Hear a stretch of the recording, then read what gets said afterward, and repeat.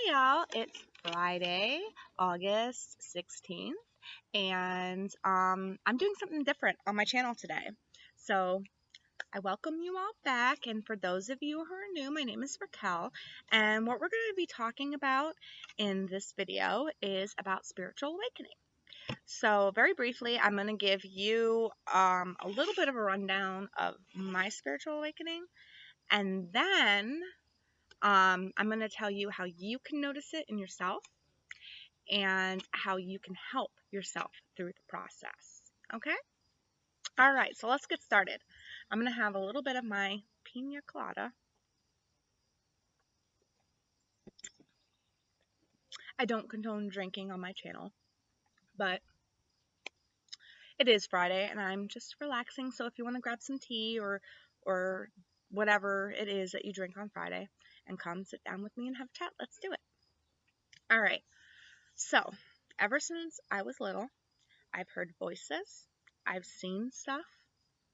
My mom, when I was younger, I was raised very strictly. We were Jehovah's Witness. We were Jehovah's Witnesses. So they don't believe in the spirit realm. They don't believe in anything like that. They believe it's demons and stuff like that. And no, there is no ghost. There is no spirit. It's all demon, right? They basically told me that it was my imagination, that I just need to go to church more, and it got pushed on the back burner. When I was 14, that's when I kind of like stepped out of the Kingdom Hall, or whatever you call it. For the Jehovah's Witnesses, it was the Kingdom Hall. I stepped out of that church, and because my mom and my grandmom went to Florida, and my mom, she went and did her own stuff. She went crazy because she never had a childhood. So she went and did her own stuff, and I was basically left to my own devices. Well, to cope with that, I started hearing those voices again, and I started seeing, and my spirit guides and stuff like that, they were like pushing me to do this. And I was always that girl that had that card deck. Every time we went to a party, I went to one of my friends' parties, I was always the girl with the cards. And at first I was just messing around. I had no idea what tarot was or nothing like that, or Lenormand or anything. But I remember sitting down at a picnic table and I would, at any table, and I'd put the cards down and I'd say, I'll tell you your future. I'll tell you your future. And some friends I accurately predicted. Some friends I accurately predicted. And I was just I don't know, 14 at the time, something like that. My gut and my intuition has always been heightened.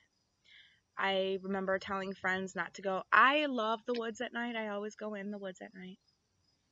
But for some reason, I know my spirit guide was standing at the trail saying, don't go in those woods tonight. You don't want to go in those woods tonight.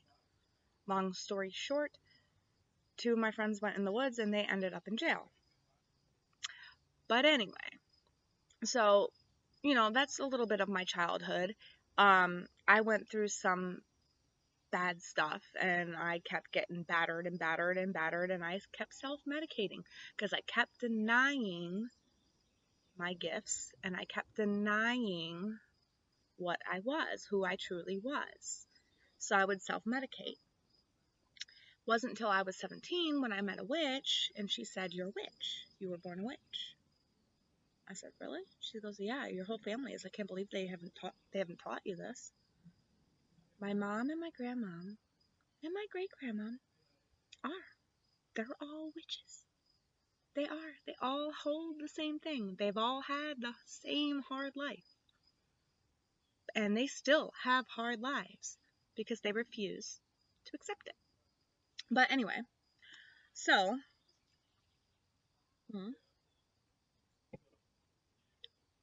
I started learning a little more of the craft. I started learning, tarot cards and stuff like that when I was younger. This woman scared the crap out of me. and we got in a fight, and I left her. Not gonna say exactly what she did, but she scared me. I left. And I said, you know what? I don't believe in religion. Religion comes from your heart. Religion comes from you. And I still believe that. I still believe that. I don't believe there's one right religion. I believe that whatever religion is right for you is the religion that comes in your heart. That's why I'm wearing a tree of life right now. You know, I'm not wearing a cross. I'm not wearing a pentacle. I'm not wearing a 6-star of David or whatever, 7-star of David. I believe it comes from your heart. So anyway, I don't believe it's in a church. I believe it's in your heart and what you believe and what you truly want, how you can be a good person.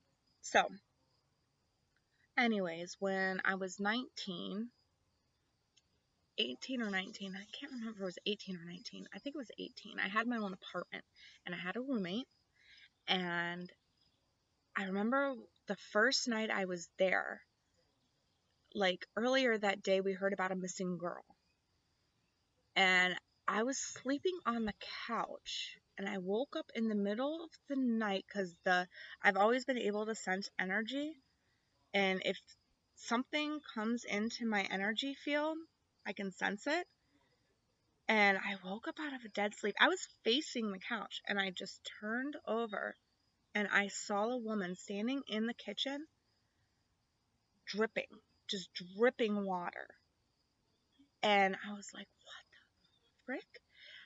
The next day I go to laundromat, there's a missing poster of this woman.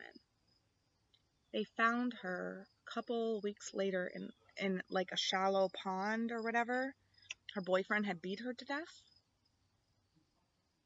Yeah. So my friend was like, "Oh my God, I can't believe you predicted that." Da da da da da. And I was like, "Yeah, I told you I am a witch." Da da da da. And she's like, "Well, let's play the Ouija board." Bad idea. Bad idea. Because they didn't respect the spirit world. And what ended up happening was they were being disrespectful, and I told them not to be disrespectful, and they upset them. And some things started happening in my apartment. Like, I went to work one day, and my roommate came with my dog and said, "You got to come back to the apartment. It's crazy. I'm afraid to be there." I was like, "What's going on?" She's like, the toilet seats are going up and down. The freaking windows going up and down. I'm like, dude, you did piss them off. Excuse my swear. But so we all went back to the apartment, and it was like going berserk and haywire. And I just grabbed my stuff and I said, "You're on your own," because I ain't dealing with this. I told you, you know.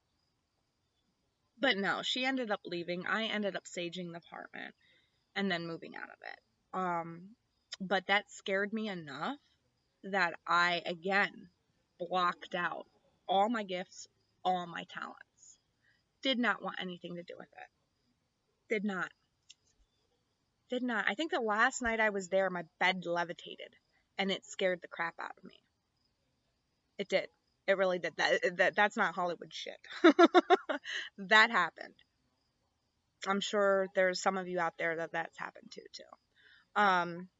It was a bad energy that was in that apartment. Ouija boards should not be played with by anybody that doesn't know how to use them properly, or by, it's not just that, it's you have to respect the spirit world, because I knew how to use it properly, but this this girl did not respect the spirit world.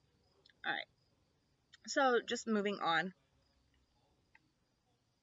All right, so what happened? I came back to my hometown. I met somebody, had kids, blocked everything out. I would put TVs on. I'd listen to music really loud when I would go to bed because I did not want to hear the chatter going on in my head, because I'm clairaudient.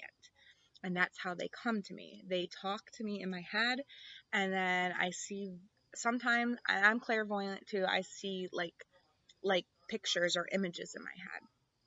But I didn't want to see that. I didn't want to hear that. Sometimes I actually see full-on apparitions. Not all the time, but sometimes I see full-on apparitions if a spirit really wants to get in contact with me. I saw my father-in-law before I even met my husband. So, That's actually how I met my husband. He was kind of guiding me to my husband. But that's a story for a different day. Uh yeah, so anyways, something happened 2 years ago that ripped my soul apart, and it it hurt so bad that my soul went on total lockdown, like total shutdown. I was numb to everything. Everything. I was numb to love. I was numb to anger. I was numb to, you know, every single feeling that's out there. You know, don't get me wrong, like if somebody irritated me, I'd snap, but I didn't actually feel the anger. It was just like a quick bark, if you understand what I'm saying. Um, I isolated myself. I shut myself away from people. Um, and when I was around people, it wasn't, I felt lonely and I felt alone. You know what I mean? So, what did I do? I kept hearing this voice in my head, and it said, YouTube tarot. YouTube tarot. I hadn't thought about tarot since I was like, I don't know, 17 or 18? No, 14. Yeah, 17 or 18 was the last time I did tarot cards. I think it was 17. 18? I don't know. So far back. But it was like 17 or 18 was the last time I touched a tarot deck. And I was like, okay, all right, whatever. Let's check it out. And then it got me into it again. And then it started opening doors again. And I'm like, then I started hearing stuff again. I started hearing them more clearly again. And I started paying attention to what they were telling me. The next video they told me to look up was meditation videos. So I looked up meditation videos. Then they told me about this group, this one Facebook group. I went to this one Facebook group, and these girls gave me so much healing and support. That was about a year and a half ago, I think. I think a year and a half ago. Or no, a year ago since the Facebook group, but a year and a half ago since I turned it. Yeah, something like that. I don't know. I have a hard time with time. But anyway, I started learning. Then it was like look up astrology. Then it was like look up this, look up that, look up this, look at that. You need to do this, you need to do that, you need to go this way, you need to go this way. What happens when you are going through a spiritual awakening? You feel like you have no direction in life. No direction whatsoever. You don't feel like you're on this earth anymore. You feel like you're just walking through life. If you feel like that, you're in this like cocoon stage of the spiritual awakening. All right? And this cocoon stage, there's a lot of learning steps and a lot of like push and pull and push and pull and push and pull. But then when you emerge, you'll know what you're supposed to do. You know where you're supposed to go. All right? So tarot and spiritualism have always been in my life. Always been in my life. I remember when I was little, before I even knew what a psychic was, I was like, I want to be a psychic detective. Or I want to be one of those girls that walk along and say, I know where this is and I know where that is. So for a while, I did want to be a homicide detective. Never was. Maybe I will eventually in the future help out something like that. But I've always liked spiritualism, death, and the other side, and the other world, and stuff like that. And I think it's because I have a connection with them. So when you go through the spiritual awakening, your connection is strengthening. It's getting bigger and bigger and bigger. And eventually, as you in the beginning stages, you feel like you're not of this earth. You feel like you don't belong here. Your mind, your body are disconnected. You don't really feel things. You feel like you're numb. You feel like you're alone. You feel like you have no direction in life. You don't know where to go. those are signs of a spiritual awakening. Now, when you get to next stages, you start either having very vivid dreams.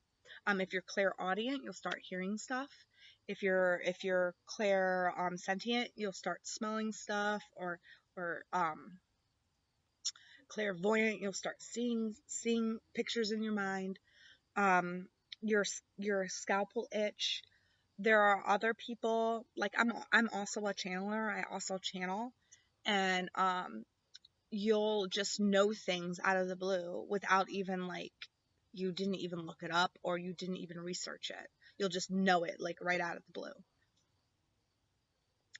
It's because spirit channels you and tells you what to say.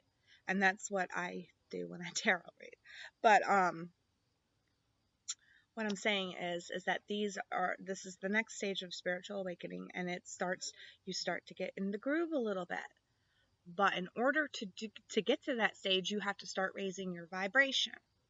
And what I did is like I went to meditation videos and I learned how to meditate. You can meditate and I tell this to all the people that I give readings for that are depressed, or they've been hurt, or they've been hurt by their partner. You got to get back to your own self-love. And how you do that is by finding something you were passionate about when you were younger. What did I do? I went back to tarot because that's what I loved when I was younger. I loved reading cards. I loved playing cards. I loved everything psychic. So that's why I got drawn to the videos. But once I got back into something that I was passionate about, I was like, man, I really want to start reading tarot again. So then I started buying my own decks, and then I started meditating, and then I started, really getting into the groove, okay? And then you get to the stage where you realize, hey, I am a ball of positivity. I don't want any negative in my life.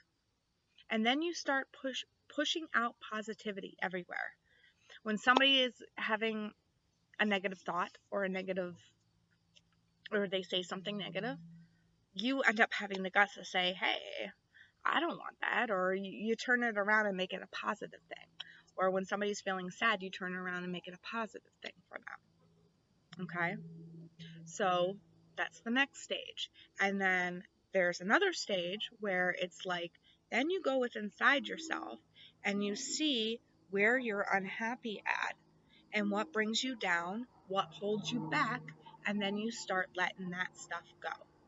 And once you start letting that stuff go, so the first vibration, you're down here, okay, you've hit rock bottom. Then you go back to something you liked as a kid, so you raise your vibration a little bit because you get that childlike energy in you. And then you're passionate about something you love, and then you're confident in what you do. There might be little setbacks, but you're still confident. And then you go up again by meditating, by saying, I want to be better. So I want to better myself. I want to align my body more. So then you start meditating. And then when you go from then the meditation, it can just be a simple shower and just washing off all the negativity and watching it go down the drain. Simple 5-minute wash every day, wash the negativity down the drain. That's what I started doing at first. And then you can go into serious forms of meditation and it'll bring you up even higher. And then once you get on a certain vibe or a certain level, then it's like you can contact your spirits more, and your spirits push you and push you and push you to do other things. And then once you correct everything inside yourself, like you confront your demons, you confront everything that's hurt you, everything that you need to confront. When you confront that and you say, okay, I forgive myself for doing that, I forgive this person for doing that, I send this person love, I send myself love, you put yourself on another vibration. So now you're on an even bigger vibration. Okay? And you're going to have haters because people are going to see how you've risen up. You were all the way down here, and now all of a sudden you've risen up and they see your strength. They see your strength coming back from this traumatic event that you go through. Because most spiritual awakenings, especially the ones that happen on later on in life, it's because of a traumatic event. And you have to go through the process of healing. All right? But this is how you heal your soul. All right? So then you're on this new, you've done all the inner work, you're putting out positivity, you mean what you say, you are truly grateful for everything in your life. Then, and only then, does the universe feel like you're ready to have the clarity that you need to move forward with your life. Then they'll put you on your next journey, your next chapter. You're ready. You've done all the training and everything. So you're ready to take off into your next endeavor. Okay? I'm going to do some more videos, I think, on this whole spiritual awakening thing. I might do some I'm not going to do guided meditations, but I'm going to do a meditation video where I talk about meditation and how good meditation is and how easy it can be. Even if you're the busiest of the busiest person, it can be easy. It doesn't all have to be namaste. It doesn't always have to be like that. I mean, it can if that's what your heart tells you to do, then by all means go for that. It's what your heart wants and what your heart desires. Like I said, religion comes from your heart. You are the master of your own universe. You get to pick who's in your universe. There's that saying, the universe doesn't revolve around you. No, it doesn't. You revolve around your universe. You create your own universe. By letting the right people in, you can have a happy universe, a stable universe. By letting the wrong people in, that shit can come crashing down and explode like a supernova. So you're in charge of that, okay? But anyways, that's for another video. I'm gonna get into that on a different video. But I just wanted to say that I hope if you're going through this spiritual awakening process, please, please, please look up other channels on here that have meditations for balancing your chakras, meditations, sleep meditations you can do. You can plug it in and then fall asleep. All right. There's so many different ways, but meditation is really a good healing factor and a good, will help you through the whole awakening process and finding your passion, what you used to love to do. Because when we're born, we're closer to spirit. When we're born, we're closer to spirit. How many kids do you know said, hey, I want to be a doctor when I grow up? They didn't become a doctor, but there were other kids that said, I want to be a doctor, and they became a doctor. It's because they listened to what was on the other side. When you're young, you come from the other side, so you're closer to the other side. So you know what you like, you know what you want to do in this life. So go back to what you're passionate about when you were a kid. That's what I advise. Go back to what you were passionate about when you were a kid. That'll put you on the right path. All right? Well, my lovelies, I'm so glad that you guys stopped by and had this chat with me.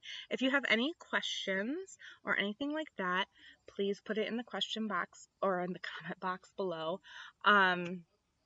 I will, it's hard for me to talk about my past because there's been a lot of stuff that went on in my past that got me to where I am now. But I might do videos about that. I'm not sure. It's therapeutic. I don't know. And hopefully it helps you because I've been through a lot. More than some people. But everybody's been through a lot. Especially now. I think a lot of us, when we were younger, we had hard childhoods. Especially the Libra and Pluto generation, a lot of us had hard childhoods. So, anyways, Love y'all. And I'm going to make a couple more videos, do maybe like a Friday chat thing. Alright, bye.